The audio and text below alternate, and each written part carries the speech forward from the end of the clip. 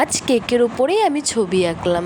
তো চলো ভিডিওটা প্রথম থেকে শুরু করা যাক। সো হ্যালো ফ্রেন্ড, সবাই কেমন আছো? আশা করি তোমরা সবাই ভালো আছো। আমার একটা নতুন ভিডিওতে তোমাদের সবাইকে ওয়েলকাম। আজকের কেকটা ছিল একটা বেন্টো কেক, যার ইনসাইড ফ্লেভার ছিল স্ট্রবেরি। এই কেকটা অর্ডার করেছিল আমার বাড়ির পাশে একটা দিদি।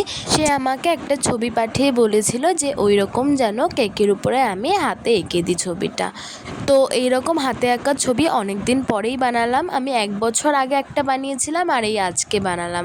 হাতে আঁকা ছবি কেমন হবে না হবে সেই জন্য আমি সবসময় খুব একটা অর্ডারও নিই না।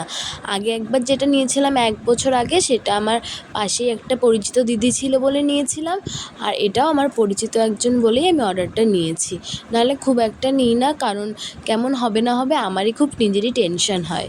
এই কেকটা বানানোর সময় যে টেনশন হচ্ছে না এমনটা কিন্তু না, এটা করার সময়ও কিন্তু খুব টেনশন হচ্ছে আমার। আমি এখনও পর্যন্ত জানি না যে কেমন আসবে এটার ফাইনাল লুকটা। ভালো না আসলে আমি কী করব সেটাও জানি না, আর তার পছন্দ হবে কি না আমি সেটাও জানি না। তো আমি একদম চেষ্টা করছি সে যেমন ছবিটা পাঠিয়েছে সেই রকম বানানোর।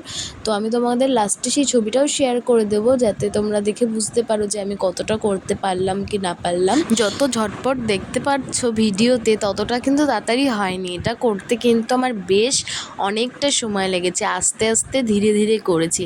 ভিডিওটা অনেকটাই স্পিড বাড়ানো আছে, তাই জন্য তোমরা হয়তো ভাবছো খুব তাড়াতাড়ি হয়ে গিয়েছে, কিন্তু এমনটা একদমই না। এটা করতে আমার অনেক সময় লেগেছে আর খুব আস্তে আস্তে কাজটা করতে হয়েছে।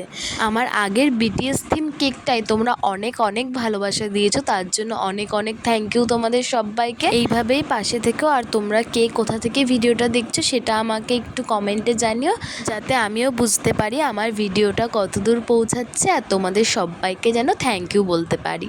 দেখো, কথা বলতে বলতে কিন্তু আমার কেকটা ডেকোরেশন প্রায় কমপ্লিট। এবার আমি এটা কিছুক্ষণ ফ্রিজে রেখে দিয়েছি। ফ্রিজ থেকে বের করে এনে তারপরে আর বাকি যেটুকু ডেকোরেশন বাকি ছিল সেটুকু করে নিচ্ছি।